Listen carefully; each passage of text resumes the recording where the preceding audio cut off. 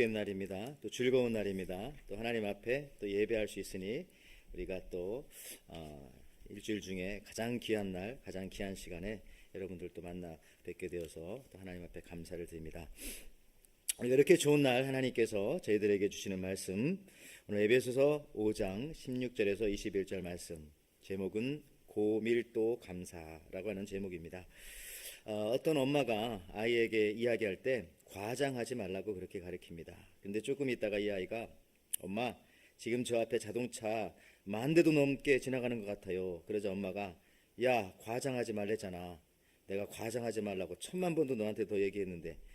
여러분, 이 가정이, 이 아이가 왜 이러는지 아시겠습니까? 오늘 우리 하나님의 말씀을 듣습니다. 이 말씀은 과장된 말씀이 아니에요. 진실한 말씀이고, 이 땅 가운데 가장 위대한 말씀이 바로 이 성경으로부터 나오는 말씀입니다. 그래서 오늘 이 말씀 통해서 은혜 받기 원하는데, 여러분, 이 세상에 존재하는 것 중에 가장 밀도가 높은 것이 무엇인가? 성경입니다.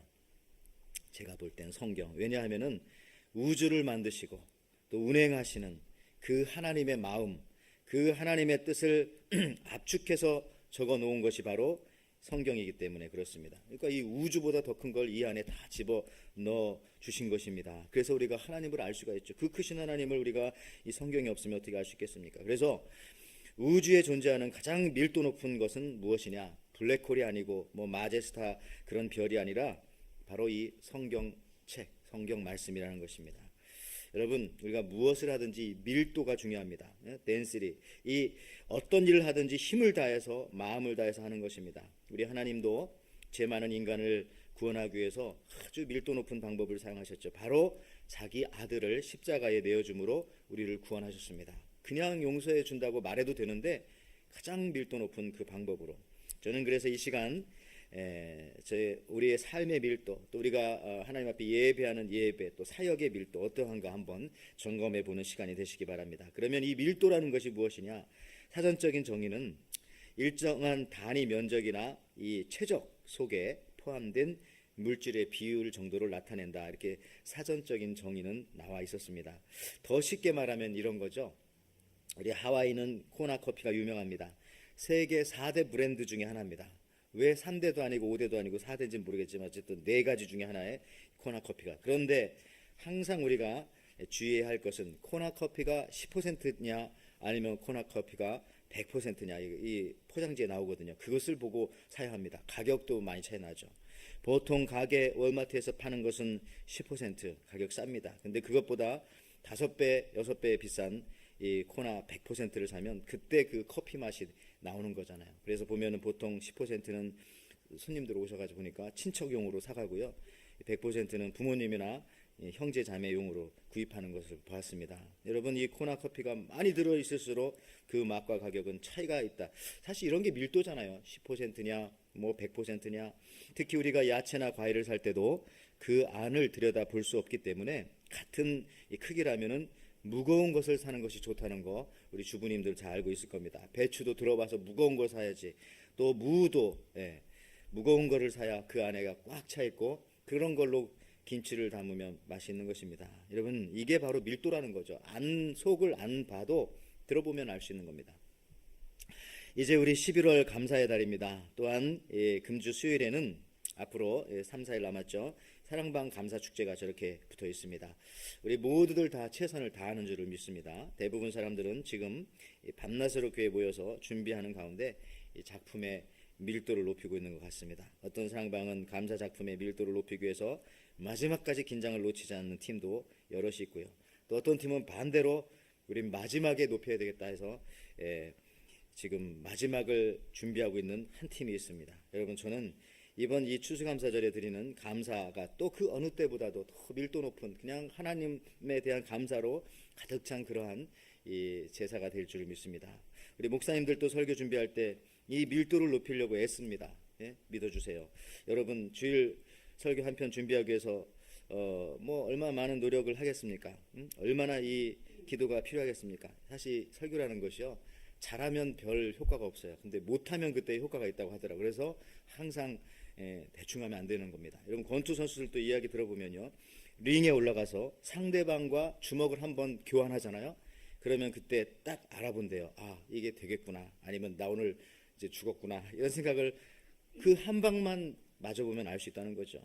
한 주먹의 밀도와 강도에서 그것이 몸에 탁 전해지니까 알 수 있는 것입니다. 저는 이런 정신으로 설교의 밀도를 높이려고 준비하는데, 사실 설교 시간은요 딱 30분입니다. 30분. 근데 준비하는 시간은요, 어떤 사람은 3시간, 어떤 사람은 24시간, 또 어떤 분은 수요 예배 이후부터 준비하시는 분도 계시고, 또 어떤 목사님들은 아니다, 주일 예배 끝나자마자부터 나는 다음 주 설교 준비를 한다, 이렇게 말씀하시는 분도 계십니다. 어쨌든 오래 준비하건 뭐 잠깐 준비하건 모두 다 똑같이 설교 시간은 30분 정도입니다. 아무런 차이는 없지만은, 아무런 차이가 겉으로 보이지 않는 것 같지만 시간에 있어서는, 근데 밀도에서는 차이가 있는 것입니다. 가끔 저도 설교를 준비하면서 설교는 도자기 굽는 것과 같다 이렇게 생각하죠. 사실 도자기를 한 번 구워서 팔 수도 있습니다. 그러나 2번, 3번 구우면 더 단단하고 더 윤기가 나고 더 고급이 됩니다. 설교 준비하는 사람들도 이런 심정으로 자꾸 구우면 구울수록 좋아지는 도자기처럼 자꾸 준비하고 만지고 다듬고 기도하고 그렇게 하는 겁니다. 그래서 어떤 목사님이 자기 설교를 준비하면서 이런 이 도자기 굽는 그 얘기를 아내에게 했더니 사모님이 이렇게 말했다잖아요. 아이고, 당신은 너무 굽다가 태우지나 마시라고. 너무 길었나 봐요. 여러분들, 바로 태우기 전까지 구워야 그게 가장 밀도가 높은 말씀이 나오는 거죠. 장하의 계절이라고 하는 말씀 들어보셨습니까? 장하. 자연은요, 우리가 봄, 여름, 가을, 겨울 4개의 사계절로 얘기합니다. 그래서 봄은 만물이 소생하는 계절이기에 생이라고 부릅니다. 여름은 성장을 재촉하는 그런 계절이기에 성, 이룰 성자를 부르고요. 가을은 거두어 수확하는 계절이기 때문에 저렇게 수자를 한자로 씁니다. 수의 계절. 겨울은 저장하니까 장의 계절이다 이렇게 합니다. 그런데 이 동양의 한의학에서는요, 1년을 4계절이 아닌 5계절로 나눕니다. 동양 사람들은 우리처럼 오를 좋아해요. 오를. 그래서 뭐 오행시, 오음계, 오생무지개 다 오자를 좋아하잖아요. 그래서 계절도 4개로 보지 않고 5개로 봅니다. 그래서 이 한 계절을 어디다 집어넣느냐, 바로 이 가을과 겨울 사이에 그때 이제 장하의 계절이다 해서 이 긴 여름이라는 뜻을 거기다가 씁니다. 얼마나 뜨겁고 지루합니까? 장하, 긴 여름. 이제 가을이 온 줄 알았는데 갑자기 또 더워지는, 이것을 우리 하와이에서는 잘 안 쓰지만 본토에서는 뭐 인디안 서머라고 그런 표현들을 많이 씁니다. 가을에서 겨울로 이제 넘어가는 줄 알았는데 갑자기 더워지는 이런 시기. 제가 이제 시카고에 있었을 때 거기는 세탁소를 하시는 분들이 굉장히 많았습니다. 그 직업 자체가. 근데 이 계절을, 이 인디안 서머를 아주 좋아합니다. 왜냐하면은요, 이제 여름 옷 다 세탁기에 넣어서 이제 겨울을 준비해야 되겠다, 이제 뭐 이렇게 생각을 하는데 갑자기 이제 더워지는 거죠. 그래서 다시 또 여름에 넣었던 그 옷을 다시 꺼내서 또 입게 돼요. 근데 그게 한 일주일 아니면 길어도 2주일도 안 됩니다. 그럼 또 다시 세탁을 해야 되니까 요 인디언 서머를 거치면서 이제 세탁 그 업계에 돈이 들어오는 거죠. 여러분들, 이 한의학에서 말하는 이 장하의 계절은요, 만물이 속이 익어가는 화의 계절이다 이렇게 말합니다. 즉 봄에 생명이 움튼 열매가 여름 내내 마음껏 자란 다음에 장하의 계절을 거치면서 속으로 익어가는 그런 시간입니다. 빨간 게 가을 앞으로 여름과 가을 사이에 들어가야 되는데 죄송합니다. 이해하시고. 자, 그래서요, 이 끝여름에 이때 열매의 크기는 그대로입니다. 그런데 질적인 변화가 있는 겁니다. 속이 익어간다는 거죠. 속이. 그래서 이 장하의 계절을 거치지 않으면은 그것을 우리는 쭉정이라고 합니다. 쭉정이라고. 여러분들, 성경도 마찬가지입니다. 이 밀도가 전혀 없는 이런 부분들, 그걸 갖다가 쭉정이 신자 이렇게 말하지 않습니까? 믿음 생활도 마찬가지입니다. 겉으로 보면 잘 몰라요. 그렇지만 이 끝여름에 이 마지막 추웠다가 다시 더워지는 그 계절을 통해서 열매는 속이 가득 차게 되어진다 하는 것이죠. 오늘 저는 감사에도 밀도가 있다는 것에 대해서 이 시간 말씀을 함께 나누고 싶습니다.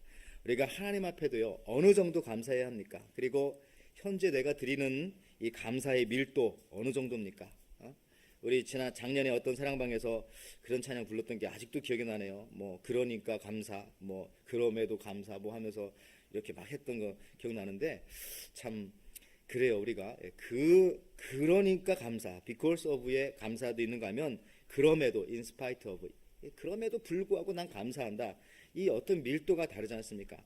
오늘 여러분 읽어드린 성경 본문에 보면요, 밀도가 높은 단어들이 거기 많이 들어있습니다. 대표적으로 18절에 충만이라고 하는 이 단어, 그 다음에 20절에 범사라고 하는 이 단어, 또 20절에 항상이라고 하는 이런 단어들, 요거는 굉장히 밀도가 높은 단어지 않습니까? 이 감사할 때 그냥 감사하는 것이 아니라 이 고밀도로 감사라는 겁니다. 그러기 위해서는 충만하게, 또 범사의 모든 일에, 그리고 시간적으로도 항상 감사할 때, 저는 이것을 이 고밀도 감사다라고 그렇게 부르고 싶습니다. 이건 제가 만들어낸 말이기 때문에 제가 특허를 낼 수 있을 것 같아요. 고밀도 감사.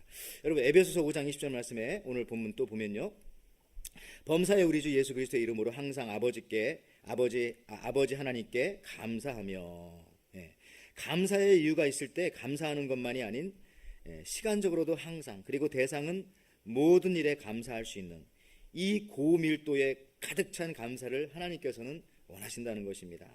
감사라는 단어가 구약에는 121회, 신약에는 55회, 총 176회 성경에 나와 있습니다. 구약의 하박국이나 욥은요, 범사의 감사를 고백했고, 그래서 비록 무화과나무가 무성하지 못하며 포도나무에 열매가 없고 감람나무에 소출이 없고 밭에 먹을 것이 없고 양과 소가 없을지라도 하나님으로 인해 감사하겠습니다 하는 이 고밀도 감사. 그 다음에 욥도요, 그는 동방의 부자였고 당대 의인임에도 불구하고 재산과 자녀와 건강을 하루아침에 다 잃었습니다. 그럼에도 입술로 범죄하지 않고 하나님을 찬양하고 감사했습니다. 모든 일에 감사했습니다. 여러분, 또 다니엘이라고 하는 사람은 하루에 3번 이방 땅에서도 하나님 앞에 고밀도 감사를 드릴 때에 이들은 모두 실패하지 않고 다 끝까지 성공하게 되었던 것입니다. 2016년 하와이에서 영성 수련회가 있어서 참석했는데, 거기에 이 필립 얀시라고 하는 이 기독교 베스트셀러 작가를 만나게 되었습니다.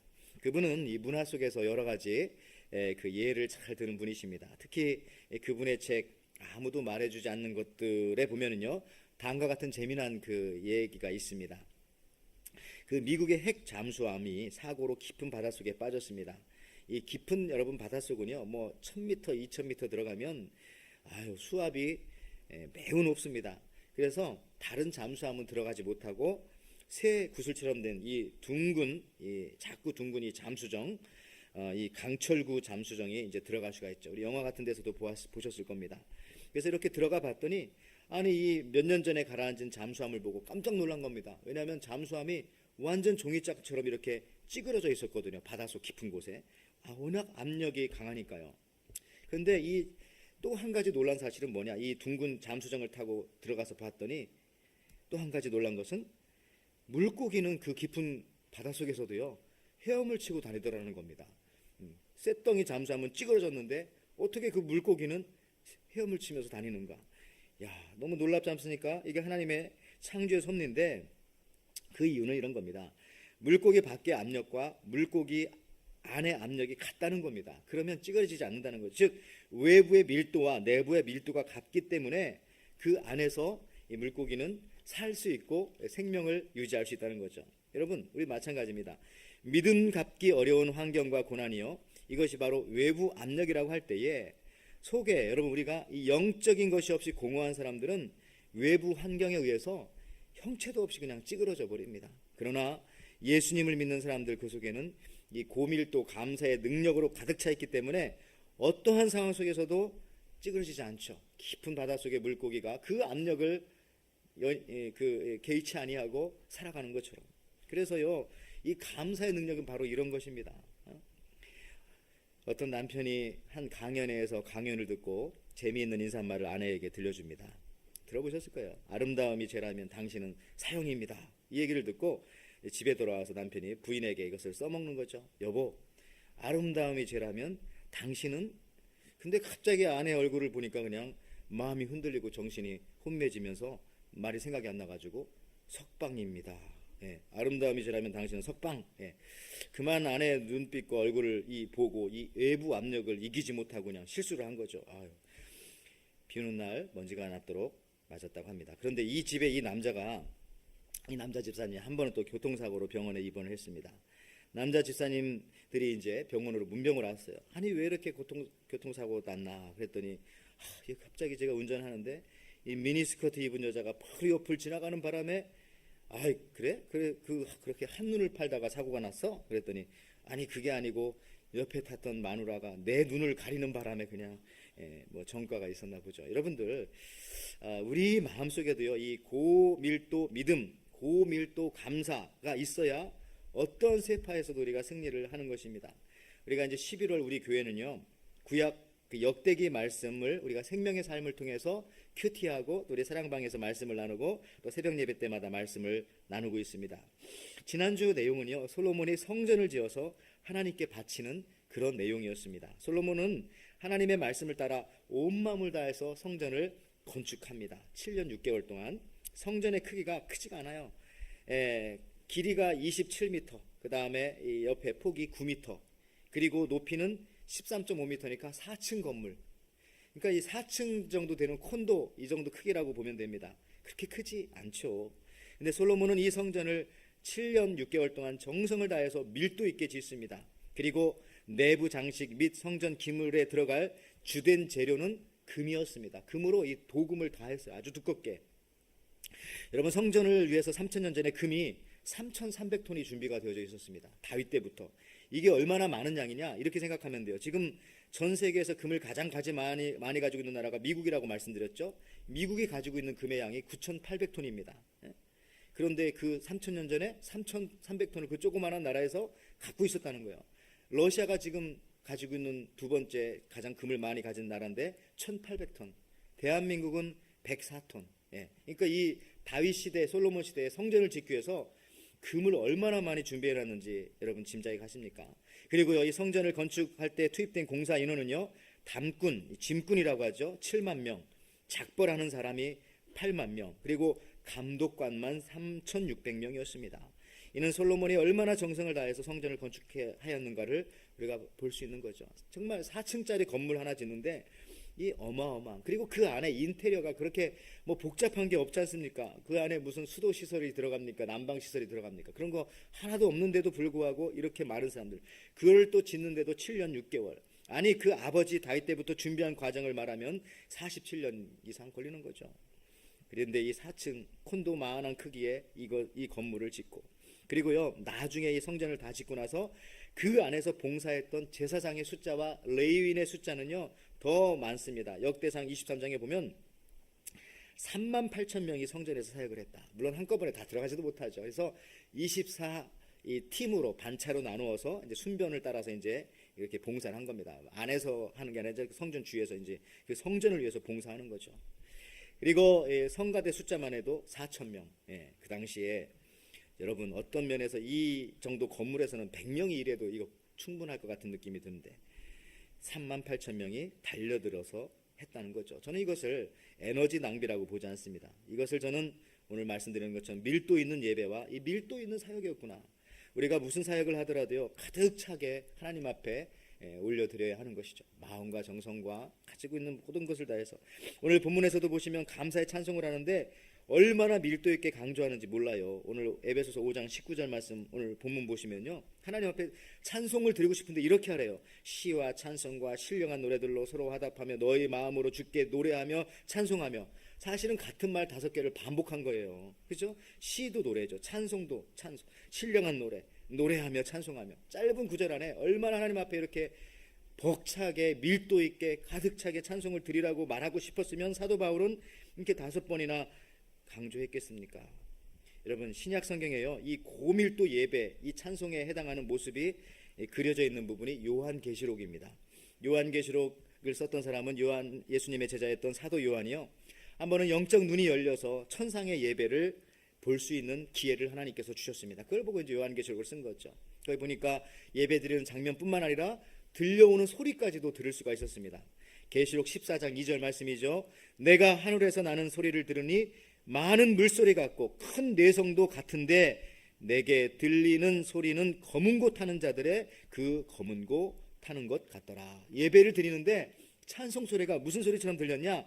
많은 물소리 같이 들리고, 그 다음에 웅장하게 천둥을 치는 것 같은 소리가 막 섞여 들리고, 저는 여기서 이 많은 물소리, 그러니까 이제 찬송을 많은 물소리가 나는 그런 소리처럼 들렸다는 거죠. 이것을 어떻게 설명할 수 있을까? 제가 이 미국 목사님이 이것을 잘 설명하시더라고요. 이 미국의 우리 대형 교회 시카고에 가면 어떤 교회가 하나 있어요. 그 교회 목사님, 이 교회는요, 미국에 있는 그 북쪽 서버브에 있는 교회인데, 미국에서 제일 큰 3대 교회 중에 하나입니다. 그런데 성전이 너무 크니까 저희도 이제 가끔 가봤는데, 한 번에 뭐 10,000명 이상 들어가는 그런 성전이에요. 12,000명, 13,000명. 예. 그런데 이제 거기서 이제 설명하시기를, 요한계시록 14장 2절에 많은 물소리와 같은 성도들에게 이 찬양, 이게 뭐냐, 이게 하나님 나라에서 들리는 찬양 소리가 이런 걸 텐데 라고 말하면서 이렇게 말씀하시더라고요. 여러분, 예를 들어서 찬송가 하나, 뭐 288장 뭐 예수로 나의 구주 삼고, 뭐 이런 찬양을 하면서, 자, 이거 1층 2층 3층 4층입니다. 그런데 그 다음 그림 한번 보여주세요. 그러면 먼저 4층에 있는 성도가 찬송가 1절을 불러라 이렇게 시켜. 그러면 부르죠. 사람이 많고 성전이 크니까 아주 크게 들리진 않습니다. 그냥 이렇게 부르죠. 자, 우리 2절은 4층과 3층과 발코니에 있는 성도들이 같이 부릅시다. 또 부르고 계속 이어서, 그 다음에 마지막 3절은 온 성도가 같이 부릅시다. 그럼 이게 점점 밀도가 높아지잖아요. 저 마지막에 상상해 보십시오. 저 큰 성전에 뭐 10,000명 이상 되는 사람이 성경 찬송을 부를 때 그 웅장한 소리가, 뭐 악기 소리 다 빼도요, 많은 물소리와 같다. 온 힘을 다해서 그것도, 그러니까 1, 2, 3절 부를 때 이 밀도가 다른 겁니다. 그러면서 찬송은 이렇게 해야 됩니다. 이렇게 말씀을 하시는 것입니다. 14만 4천이 부르는 찬양. 여러분들, 바로 이러한 50%, 75%, 100%가 아닌 어떻게 보면 120% 하나님 앞에 정성을 다하여 부르는 찬양, 이것이 바로 하늘의 찬양이고, 우리도 저것을 본따라고 예수님께서 사도 요한의 눈을 통해서 요한계시록을 통하여 천상의 예배 장면을 잠깐 문 열어서 보여주신 것이죠. 여러분, 그렇습니다. 요즘에 이 카메라도 그렇지 않습니까? 이 비싼 카메라와 이 싼 카메라, 뭐 다 같이 좋은 날씨 야외에서 찍으면 별 차이는 그렇게 많이 느끼지 못합니다. 그런데 날씨가 조금만 어두워져도, 아니면 실내에 들어와서 사진을 찍으면 그것을 확대해 보면은 나오잖아요. 좋은 카메라와 나쁜 카메라. 좋은 카메라는 확대해도 그림이 깨지지 않고 선명하게 나와. 그렇지만 좀 안 좋은 카메라는 조금만 확대하면은 이게 화면이 깨지고 얼굴이 일그러지고 그렇게 되어지는 겁니다. 여러분들, 밀도 차이죠. 밀도 차이. 그 안에 얼마나 색소가 들어가 있는가. 신앙도 마찬가지입니다. 평소에는 그 밀도를 모릅니다. 그러나 환난을 당하거나 어려움을 당할 때 확대해 보면은 신앙의 밀도를 우리가 알 수가 있는 것입니다. 여러분, 복습합니다. 몇 주 전에 말씀드렸던 것처럼 마귀의 숫자가 뭐라고 했어요? 666. 요한계시록 13장 18절에 지혜인은 여기 있으니 총명한 자는 그 짐승의 수를 세어보라. 그것은 사람의 수니 그 수는 666이니라. 하나님의 숫자는 777. 그런데 666은 뭐라고요? 충만하지 못한 숫자다. 777에서 하나씩 빼버리면 666이 된다. 그러니까 하나님의 사람은 무엇을 하든지요, 항상 충만하게 하려고 해야 합니다. 고밀도 신앙을 가지고, 더 나아가서는 고밀도 감사를 드리려고 해야 되는 거죠. 예배도 고밀도로 드려야 합니다. 가득 찬 예배를 우리가 드리려고 해야 합니다. 아니, 가득 차다 못해서 어떤 예배요? 정말 흘러넘치는 그 충만함으로 예배를 드리기 원합니다. 우리 골로새서 2장 7절 말씀 보세요. 그 안에 뿌리 박으며 세움을 받아 교훈을 받은 대로 믿음에 굳게 서서 감사함을 넘치게 하라. 이렇게 말합니다. 감사함을 넘치게 하라. 이러한 넘치는 감사와 이 흥분됨과 그 감격함으로 우리가 하나님 앞에 예배를 드려야 된다라고 그렇게 말씀하시는 겁니다. 예수님을 위해서 300데나리온의 향유를 부은 마리아, 얼마나 밀도 있는 섬김이었습니까? 그 당시 노동자 하루의 품삯이 1데나리온이었어요. 그런데 이 향수를 300데나리온이나 되는 이것을 예수님의 머리에 붓고 머리를 닦아드리고 또 몸에 흘러내릴 때 발을 씻어드리고 했던 이 마리아, 이 밀도 있는 섬김, 이게 요즘 돈으로 하면은 한 데나리온이 1인 하루 노동자니까 뭐 3만 불, 5만 불 정도 되는 그거를 그냥 갖다 부은 겁니다. 그냥 순식간에. 그러니까 이것을 보고 가룟 유다 같은 사람은 왜 낭비하느냐. 마가복음 14장 3절에서 6절 말씀에 예수께서 배단인 나병 환자 시몬의 집에서 식사하실 때에 한 여자가 매우 값진 향유 곧 순전한 나드 한 옥합을 가지고 와서 그 옥합을 깨뜨려 예수의 머리에 부으니 어떤 사람이 화를 내어 서로 말하되 어찌하여 이 향유를 허비하는가? 허비한다고 하잖아요. 이 향유를 300데나리온 이상에 팔아 가난한 자들에게 줄 수 있었겠도다 하며 그 여자를 책망하는지라. 예수께서 이르시되 건드리지 말아라 이거잖아요. 가만둬라. 너희가 어찌하여 그를 괴롭게 하느냐? 그는 내게 좋은 일을 하였느니라. 예? 여기 보니까 it is beautiful thing. 이건 아름다운 일이야. 가룟유다야. 제자들도 여기 동조했거든요. 제자들아, 이건 아름다운 일이다. 낭비가 아니라는 겁니다. 여러분들, 우리가 하나님께 예배 드릴 때 아무리 드려도 시간을 드리고 몸을 드리고 마음과 정성과 물질을 아무리 드려도 그는 부족하지 그것은 부족하지 않다는 겁니다. 이 마리아처럼 하나님께 고밀도로 감사하는 모습을 보고 세상 사람들은 낭비한다, 허비한다 말할 수 있어요. 아유, 신앙생활 왜 그렇게까지 해? 그냥 주일날 한 번만 가면 되고, 어떤 사람은 1년에 한 번만 가면 되지. 그거 아닙니다. 하나님과 가까워지면 가까워질수록 예배, 주일도 드리고 싶죠. 수요일도 드리고 싶죠. 새벽도 자꾸 더 가고 싶은 겁니다. 오늘 교회에 무슨 일이 있나? 오늘 나만 빼놓고 은혜 받으면 어떻게 하나? 이런 생각할 수 있지 않겠습니까? 이 고밀도, 이거를 세상 사람들은 시간 낭비라고 하는 거죠. 예배 드리는 시간에 나가서 뭐 돈을 벌어, 뭐 가족과 함께 지내, 그런다고 해서 가족이 화평하고 화목해지는 것도 아닙니다. 여러분들, 여기 나와서 예배 드리고 하나님 앞에 온 것을 드릴 때에 하나님께서 더 충만한 것으로 우리를 채워주시는 겁니다. 건강도 채워주시고요, 마음의 평안도 채워주시고요, 능력도 채워주시고, 예배 드리는 그 순간에 그렇게 고민하던 문제도 해결되는 거 아니겠습니까? 예수님께서 말씀하시잖아요. 분명히 이거는 낭비가 아니다. 허비라고 했는데 허비가 아니라 이것은 아름다운 일이라. 그것은 아름다운 거야. 건드리지 말아라. 이렇게 말씀하십니다. 여러분들, 우리 이렇게 여기도 보면 빈자리 보면 채우고 싶은 겁니다. 우리 주보에 이런 얘기하기. 자, 우리 교회 연로하신 우리 어르신들 그렇잖아요. 내가 안 나가면 예배자리 비면 이것을 어떻게 하나 생각하면서 우리 수요일 저녁에도 보면요, 예배 드리러 나오시는 우리 어르신들이 계십니다. 참 이런 거 보면서 참 저도 참 마음이 감동이 됩니다. 제 스스로가 운전하고 비가 와도 나오시고.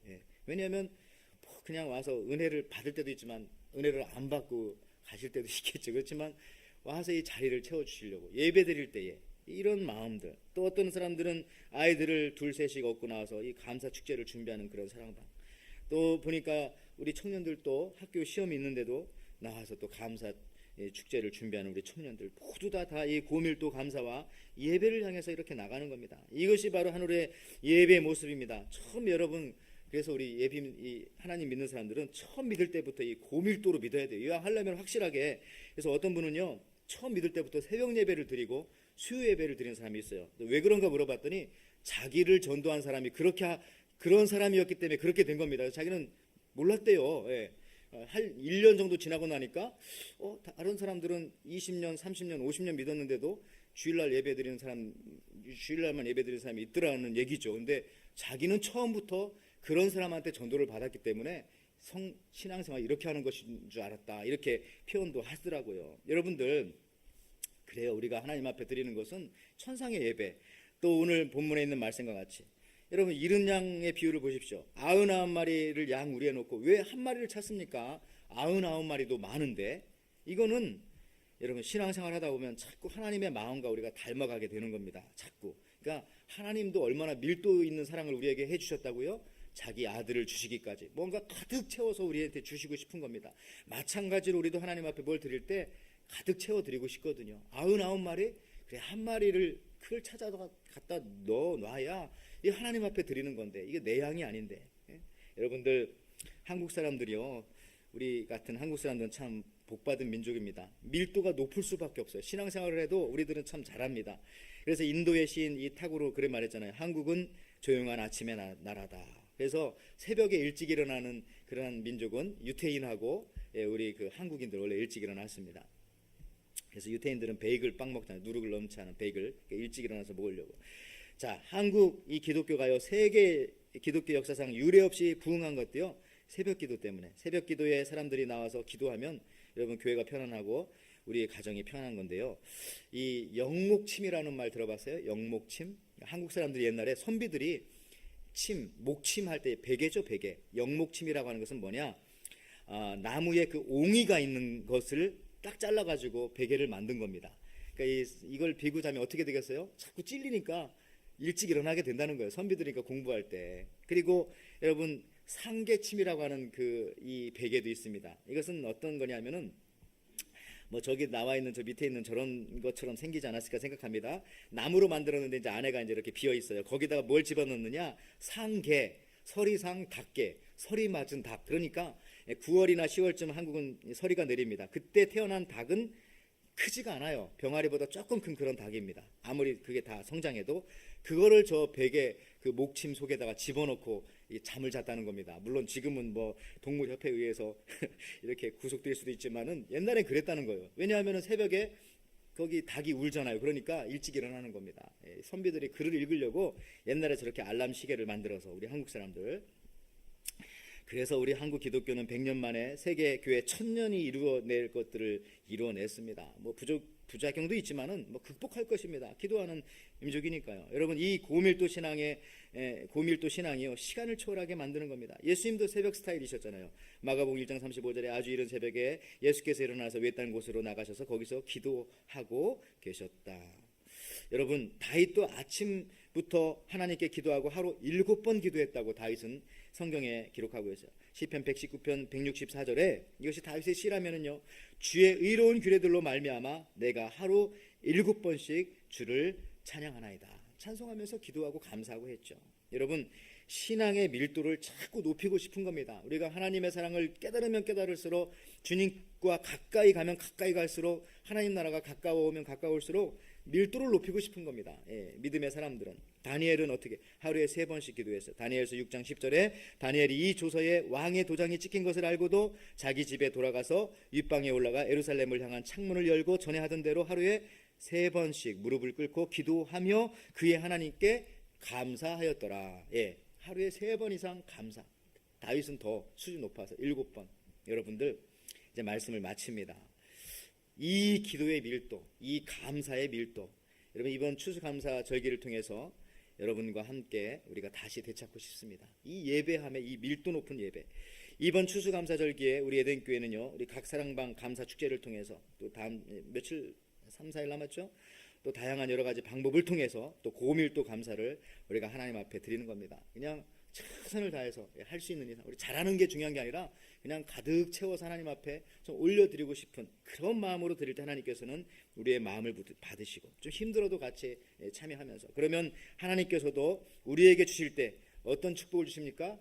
밀도 높은 축복을 주시죠. 저는 이 말씀 좋아합니다. 누가복음 6장 38절에 주라 그리하면 너에게 줄 것이니 어떻게 준다고요? 곧 후이되어 누르고 흔들어 넘치도록 하여 너희에게 안겨 주리라. 이렇게 그죠? press down, 눌러. 그 다음에 shaken together, 막 흔들어서 running over, 막 넘치도록 주시는 하나님의 이 축복이 여러분들에게 이 밀도 높은 축복이 우리 에덴교회와 이 자리에 예배드리는 모든 우리 성도님들 또 여러분들의 자녀들에게 이번 추수감사절기를 통해서 충만하게 임하시기를 주님의 이름으로